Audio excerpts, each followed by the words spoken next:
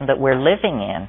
We, as a culture, must conventionalize and believe that today is whatever it is, November 5th or 6th, 1988. But some of us are living in the 21st century, and some of us are living in the 18th century.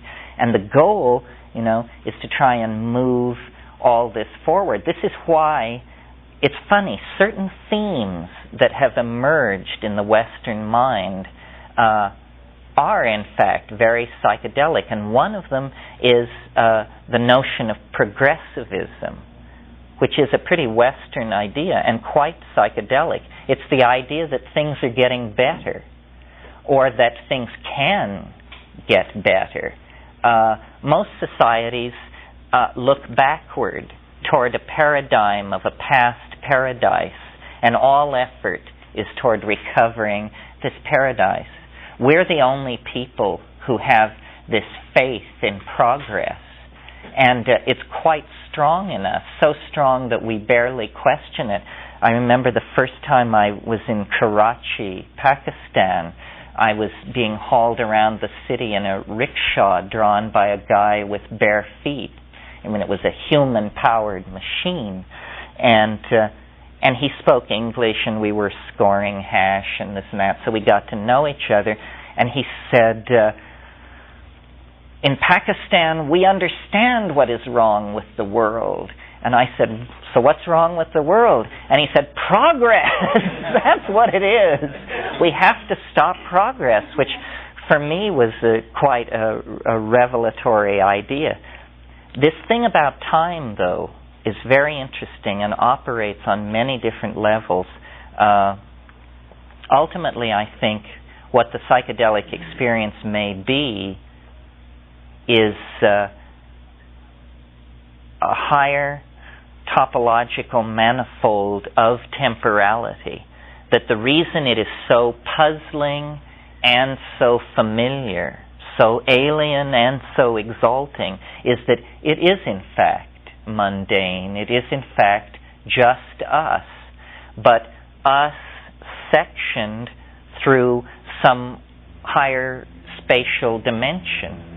And if, for instance, you think about magic for a moment, let's think about the major identifiers of the magical act, such as psychic surgery, where your hand is plunged through the wall of the body cavity of a human being, and a tumorous organ is taken out, and no wound is visible. A typical and form of folk magic, much discussed. I'm sure you're all familiar with it. Or the more typical, or another form of magic, stage magic in this case. A word is written on an envelope, and the envelope is locked in a box, and the blindfolded magician is able to tell the audience what the word is in the envelope in the box. And these things are miraculous. We cannot conceive of how they could be done. But if you allow the possibility of a higher spatial dimension, then these things become trivial, because it means the body is open. There is a way to that from the point of view of this higher spatial dimension, the inside and the outside of the body are on the same side, so no problem is posed by removing this organ. Likewise, from the point of view of a higher spatial dimension, the locked box is open on one end, the end that is intersecting that dimension. So the way you read the message is you just go over and look. It's completely trivial. A way to make this cogent for people who are now thoroughly confused is to recall Edwin Abbott's fantasy Flatland, where he imagined a world of two dimensions, where a house was what in our world is what's called a blueprint. And that was all you needed, was the blueprint. And you could live in the blueprint because you walked in, and once you had closed the door, no one in Flatland could come through that blue line and get at you. But of course, to those of us in 3 dimensions, we just lean over and look at the blueprint and put your thumb in the inside of Flatlander's living room, and from his point of view, from out of nowhere, an enormous thumb has magically appeared in his living room. Well, this shows how perfectly mundane situations on one level appear to be absolute violations of natural law on another level. And this is happening very much in the psychedelic experience because the mind is the cutting edge of the evolving event system. Yeah. Could you talk a little bit about the idea of this race that we're in between apocalypse and some kind of transformational event, and how your experience in altered states has led you to believe or feel that there's some hope for changing that, and why? Well, I think it's clear that we're in a race between apocalypse and breakthrough. And I suppose breakthrough is the dark horse. Everything seems to be set up to favor apocalypse. It has the inside track. Except, of course, very few people would own up to saying that they personally want to die. You know, so why is it, if none of us really want to die, why is the overwhelming global cultural image one of inevitable catastrophe? I'm very optimistic. I really think history was for a purpose. I would not have not had it. I think it was useful, and that we must have learned something very important. What we learned that was so important, I'm not sure, but probably when we need it, we'll have it. I mean, maybe we need atomic weapons because a large object will be detected hurtling toward Earth. And if nature had not split off the monkeys 100,000 years ago and evolved intercontinental missile thermonuclear weapon delivery systems that we could use to destroy that asteroid, then all life on Earth would die. So what appears to us madness, our own dedication to the release of larger and larger amounts of energy for no purpose other than to destroy ourselves, is suddenly rescued from pathology and shown to be this tremendously foresightful thing, and thank God we did this because otherwise we'd all be dead and everything else would be dead. I don't seriously believe that, but I do think that we must have learned something very, very important. Perhaps cybernetics come in here. Perhaps this exoskeleton of mnemonic material that allows us essentially to freeze and record our entire culture. Everything is going into the data banks. One way of thinking about what's going on is compression of information.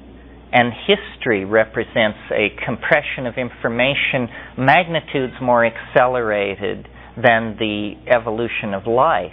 And then 20th century history represents an even greater information compression. Information finally compressed to such a degree that it's like the singularity inside a black hole. You know, a black hole has at its center a place where the equations don't sum. In other words, where it doesn't make any sense. And the only conclusion you can reach is that at that point of so-called infinite compression or singularity, another universe bursts into being somewhere else in a greater and vaster cosmology. And then the energy equations balance. Well, it's as though mind is undergoing this kind of gravitational collapse, and information is being compressed to such a degree that eventually it will not all fit in the present. And then the information begins to move off into the only dimensions available to it, which are the past and the future. Exactly as if you fill a glass with more water than it can hold. Once it has more water in it than it can hold, the water begins to flow down the sides and out into the larger domain. And so I think that people who try to use history, which is usually male egos and male-dominated institutions, are actually tremendously frustrated.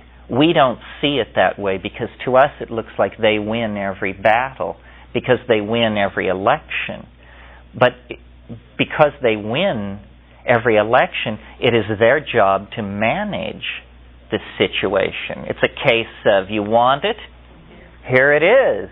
And they have not a clue as to how to manage it.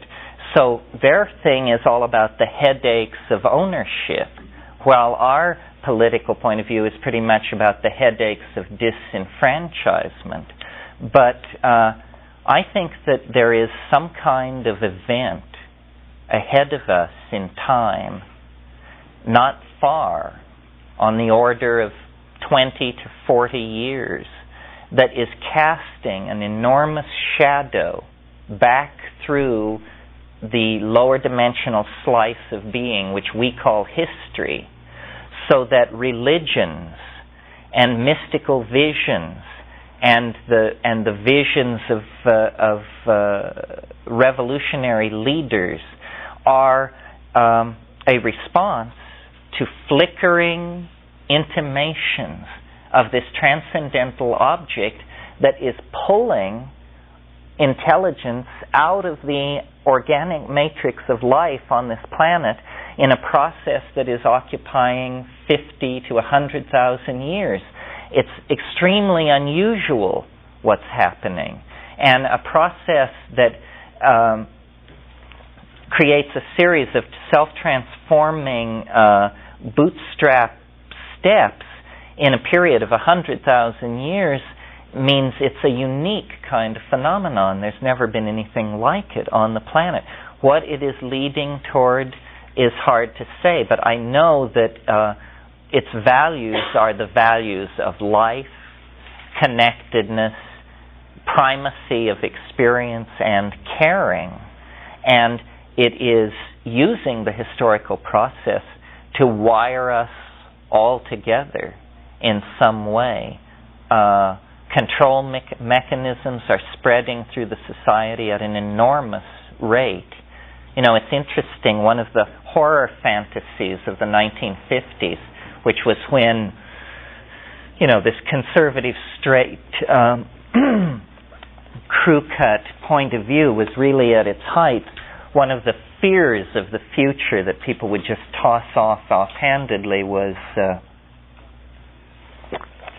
well, in the future, machines will take over and run everything. And this notion of the control of the planet wrested from the sure hands of noble human beings and instead betrayed into the power of calculating automatons was a great science fiction theme of the 50s. But it's interesting how impartial computers are. They are not ideologues. They are not, they're managers. And remember, I said the struggle was between the shaman manager and the ideologue politician.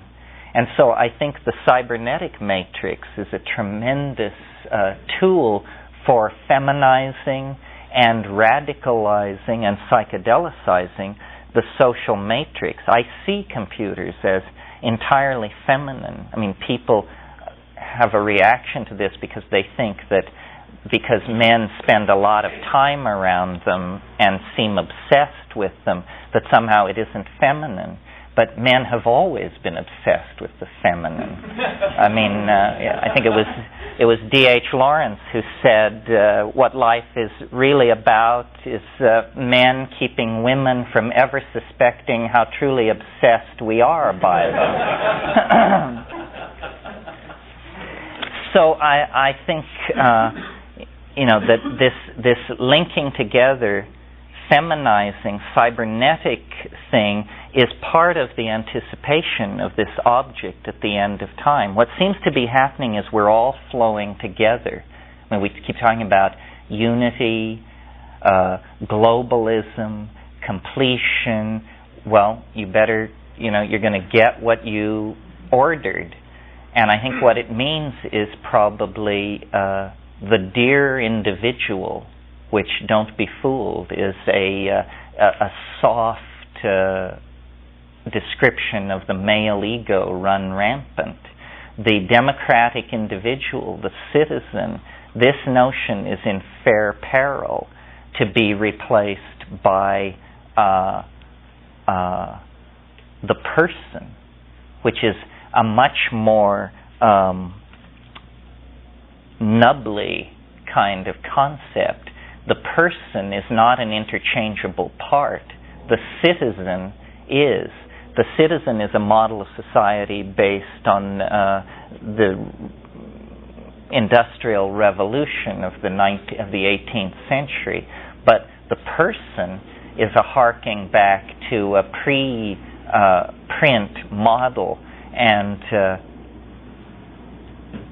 this is being set loose. It's what the hippies were, essentially. What they were trying to evoke was this do-your-own thing idea. But there's a paradox here. The do-your-own-thing idea is somehow leading to this vectoring toward a unified cultural state where everybody is involved in everybody else.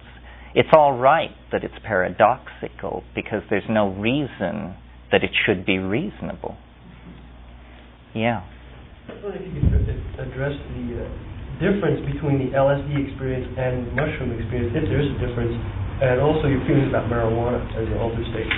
Well, the LSD experience is, I speak only from my own experience, of course, but to me it seemed more psychoanalytical than psychedelic. I was in my early 20s when I encountered LSD. Maybe I had more stuff, as they say, to deal with. But it was not a reliable visionary drug for me. It caused me to have funny ideas. It seemed mostly to be a thought thing, but not a visual thing. And somehow in my education, somewhere along the way, I had picked up this bias in favor of the visual channel. I wasn't satisfied with LSD. I wanted those things that Havelock Ellis describes, where he talks about, jeweled ruins and phosphorescent maidens in diaphanous gowns howling demon songs beneath a violet moon. And that was what I wanted, and not funny ideas. And what I found, and I worked pretty diligently at it with LSD, I found that my most satisfying LSD experiences were while smoking hash. And that really did do something interesting, sent it skittering off in these wonderful visionary directions. But these things do have characters. And this is something probably worth talking about in this group, that at low doses, everything seems like everything else.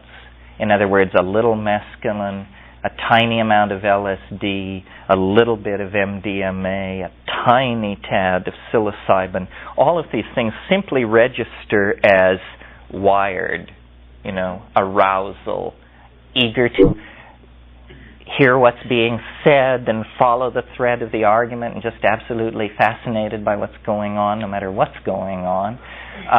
But as you raise the dose, the character of these things begins to appear.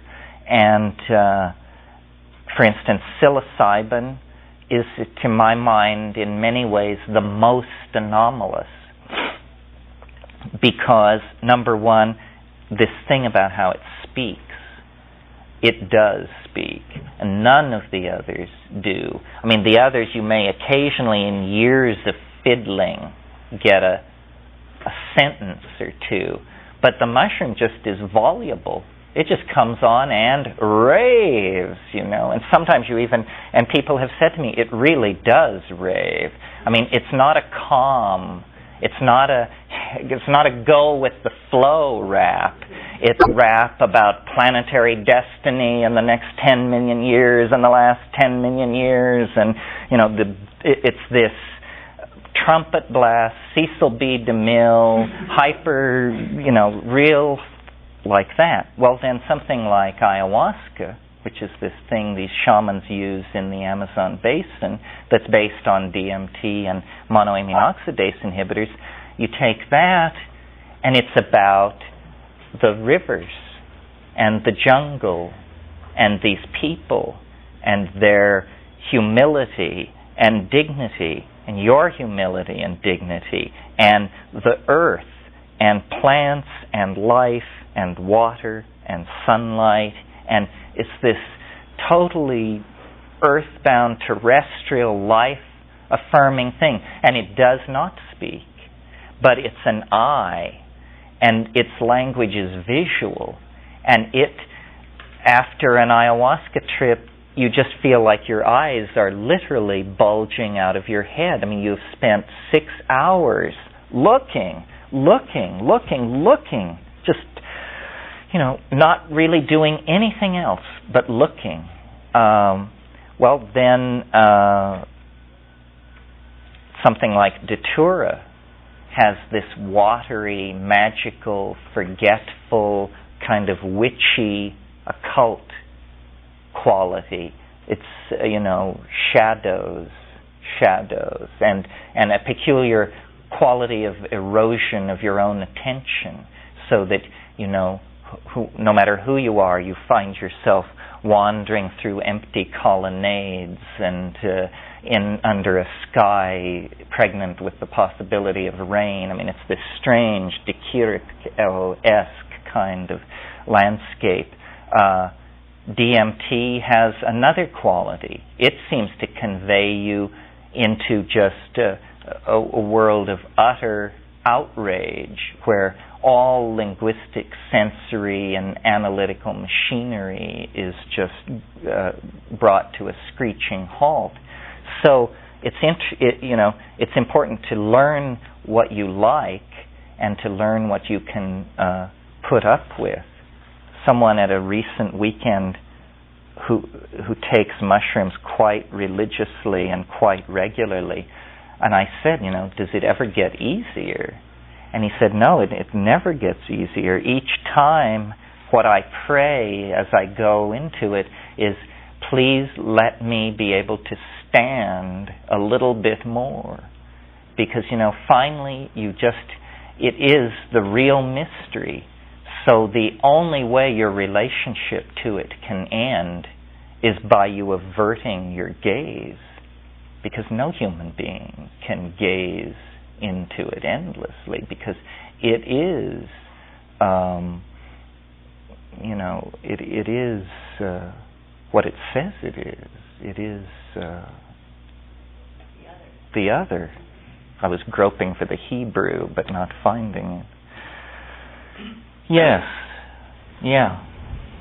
Just want to follow up on that question a little bit. Stan Grof describes LSD as a non-specific amplifier. And by that he means it amplifies what's already existing in the psyche. And he uses this metaphor that LSD serves as a kind of telescope or microscope, in that it does not itself produce the experience, but rather it enables you to have an experience that's already there in potentia, latent in your psyche. And I just wonder if you could comment on that, since you just now described the various psychoactives as having a character. So in his framework, would you disagree with it, or would you say that the various telescopes are tinted with a certain lens, or how would you sort of reconcile? Well, at the beginning of your question, you characterized LSD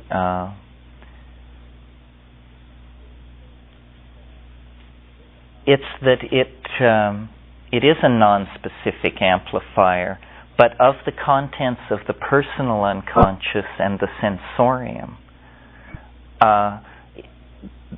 What people notice about LSD is either what's right or wrong with themselves, or how freaky the world is.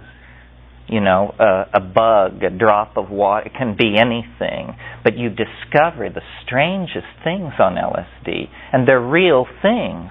I mean, relationships of reflections and windows. And I mean, it basically seems to be a tremendous amplifier of attention and analysis of the input of attention when directed into the outer world. And when directed into the inner world, it's an analytical tool for looking at past history of the individual, which is what I call the personal unconscious. The thing that always puzzled me about enthusiasts of LSD was that they claimed that beyond this lie what they called the white light, which they put great store by and made all kinds of Buddhist associations to it. I don't know if I've ever had the white light experience. As I go deeper into strong psychedelics, what happens is multiplicity proliferates. There is not a simplifying. There is a further and further and further complexifying. And I was talking to someone at Ojai Foundation about this, and they said, but surely beyond all this there is some kind of simplification and unity. And I said, well, that I wasn't sure, that maybe it's just, an infinite samsaric ocean in all directions, in all dimensions, forever. Ketamine comes closer to providing a no observer, nothing observed kind of state, but you can't do much with that. You can have it, but there is, of course, with the dropping of all boundaries, a feeling of release. But what I'm interested in are bringing back artifacts to share with the tribe. And I've accepted that they will come in the form of either things that can be painted or things that can be said. And since I'm better at the saying than the painting, I work like that. Stan is a good friend of mine. We've talked about this over the years. I just can't confirm his maps of the psyche. I don't see those states occurring along a continuum the way that he says they do. I think it's much more chaotic, and that if his categories work to facilitate psychotherapy, then that's good, because that's what he's interested in. In other words, I see his maps as very, very provisional and useless and useful for navigating. But I doubt that when we get the final maps, if we ever do, that they will bear terrifically much resemblance to that. And I think he would agree with that. I mean, we're not at loggerheads about this. Anybody who works with psychedelics, their ultimate position is that, hell, they don't know. And on that note, why don't we go to lunch, and we will reassemble at 2 o'clock. If you're new to the neighborhood, Haight Street is 2 blocks down Ashbury, and there's a plethora of restaurants to choose from down there. Okay, I think we're all here, or people are pulling together.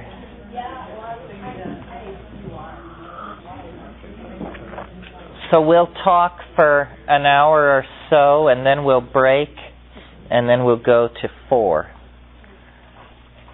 Well, this afternoon I thought we would do some operational homework and academic referencing. One of the most important things about all of this that we've been discussing is to get the information straight, to be as well informed as possible. I mean, it's as important to be well informed in this area if you're going to do it as it is to be well informed about procedures in skin diving and that sort of thing if you're going to do that.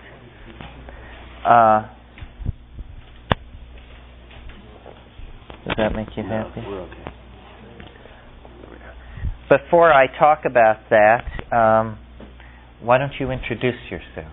Oh, hi.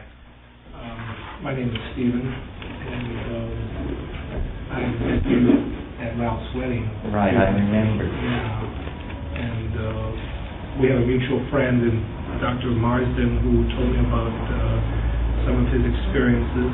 And I have a little bit of a background in academic herbology and pharmacognosy. I've studied pharmacy and chemistry and naturopathy.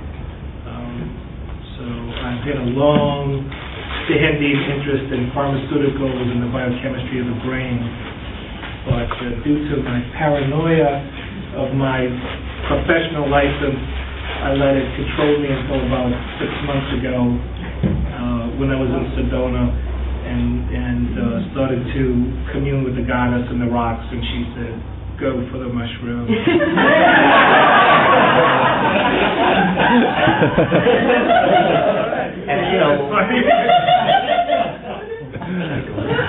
And so what do you do for a living now?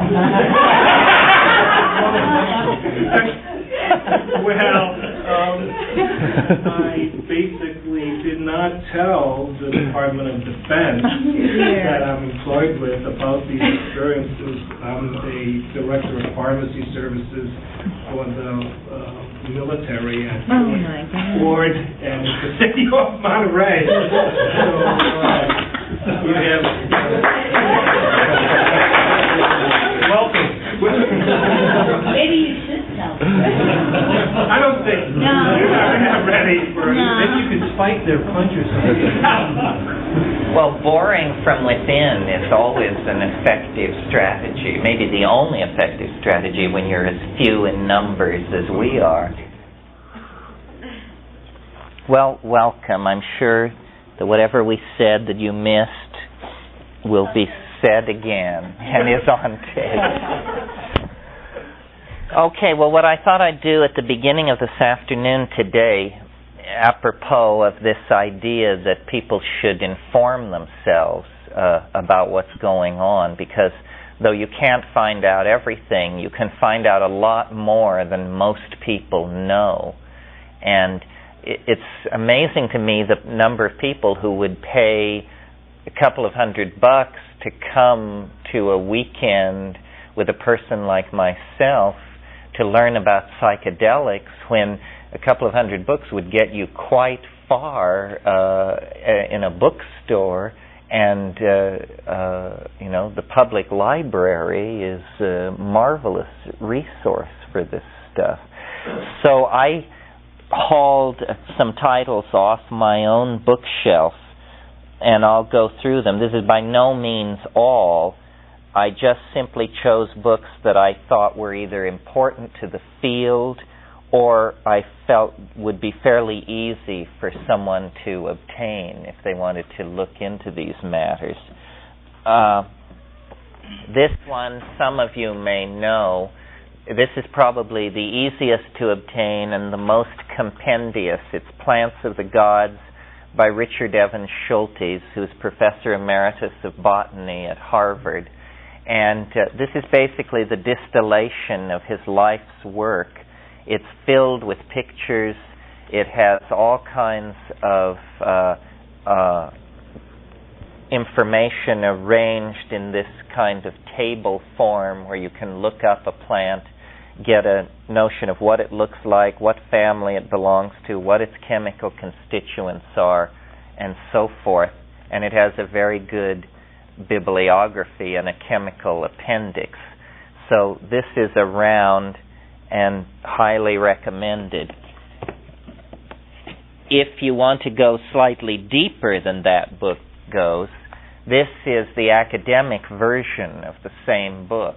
This is the botany and chemistry of hallucinogens. This is the Bible of this field because it lists virtually the state of the art circa 1980, and compendious bibliography, and unopened mail. And this book, though, this is an expensive academic press, but highly recommended. If you had to have just one book on hallucinogens, this would probably be the one to go for. It's also by Richard Evans Schultes and Albert Hoffman, who some of you may know as the discoverer of LSD and the man who first characterized and synthesized psilocybin.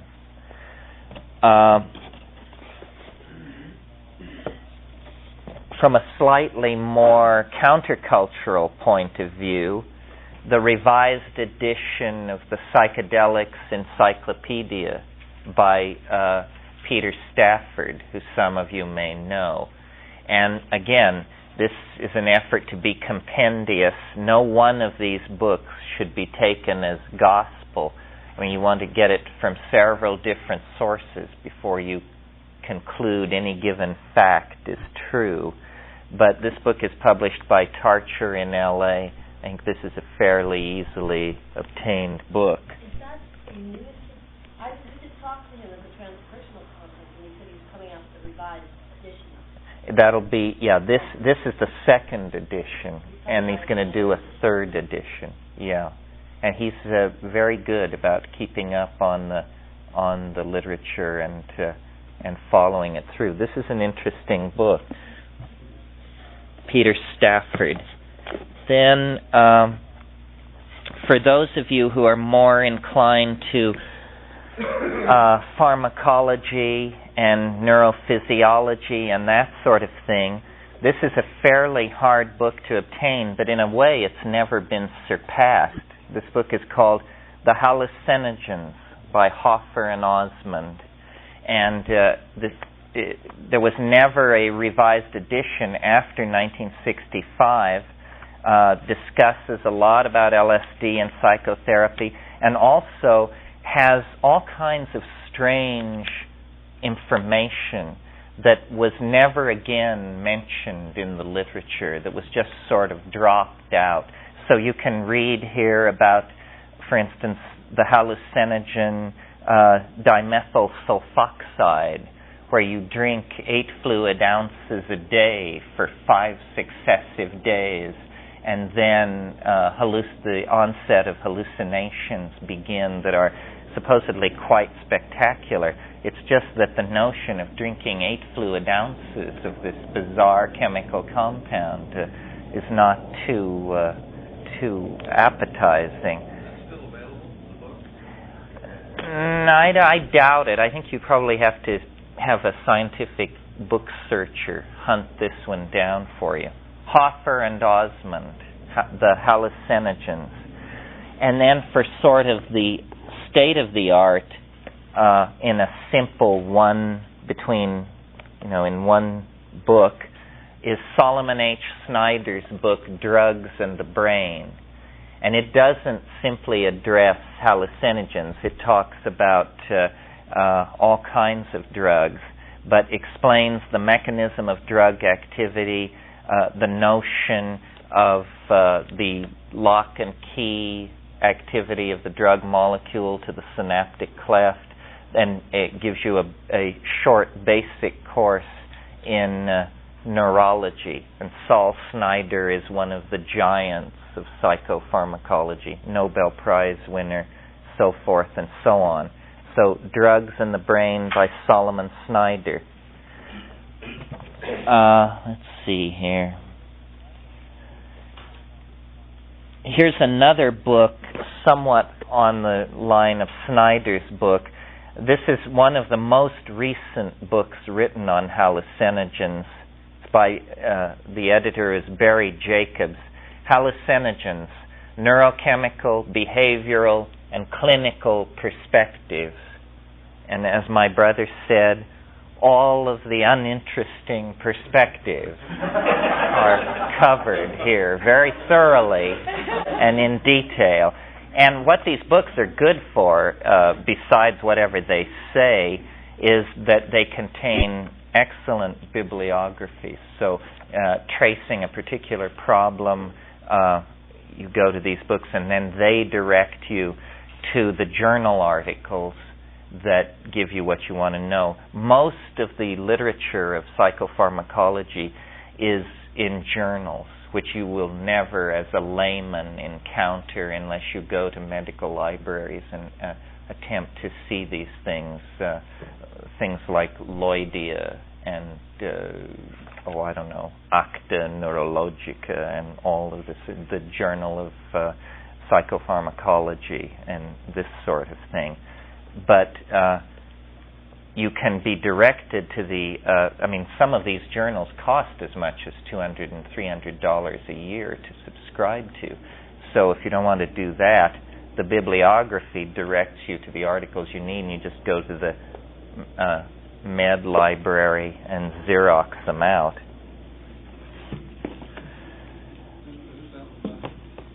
It's edited by Barry Jacobs. I'm trying to do this in some kind of reasonable order. Let's see. Then this sort of bridges the gap between pharmacology, sociology, and anthropology. This is Brian Dutoit, I guess, D-U space T-O-I-T. Drugs, Dutoit, Brian Dutoit. Drugs, Rituals, and Altered States of Consciousness. And some of the altered states of consciousness, Let me see if I can make a quick identification here. I think this is actually Banisteriopsis ruthsbiana, which is a rare admixture plant, contains DMT, but has the lanceolate leaf end that distinguishes it from Banisteriopsis caapi. Probably could do 10 years for the book. The publisher on this one is a weird one. It's Balkema, Balkema of Rotterdam. So it's a Dutch publisher. The author's name is Dutoit, D-U-T-O-I-T.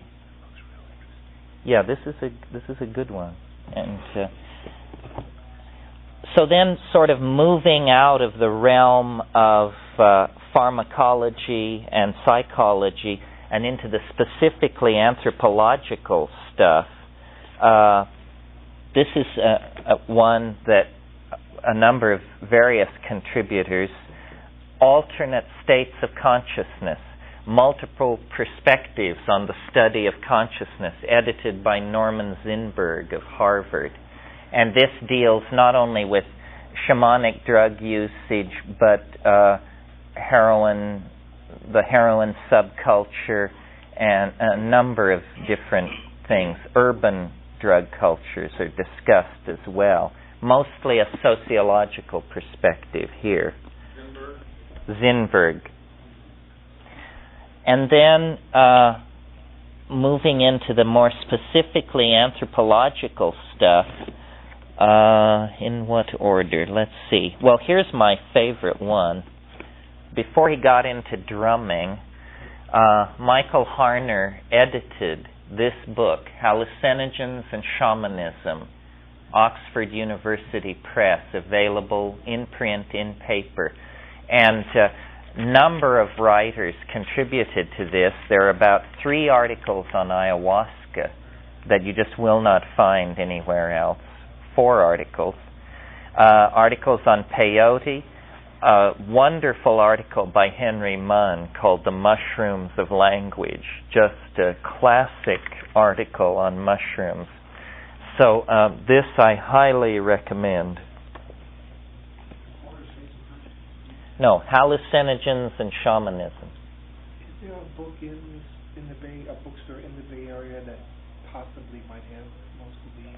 Well, to have most of them, that would be a breakthrough. The place I would start would be Moe's in Berkeley, and then black oak in Berkeley, and then green apple in the city, and you just basically Pellucidar in Albany, the better bookstores with large inventories of used books. Yeah, they have a drug section at Shambhala. They didn't have very much. Well, it's because they only have, or mostly have, in-print books. Most of these books are not in print and have to be searched for. This may be. I don't know. I haven't kept up. A sort of similar book, but by a different author, is Flesh of the Gods, The Ritual Use of Hallucinogens, by Peter First, who's an anthropologist who made his reputation among the Huichol in Mexico. And this is, again, articles by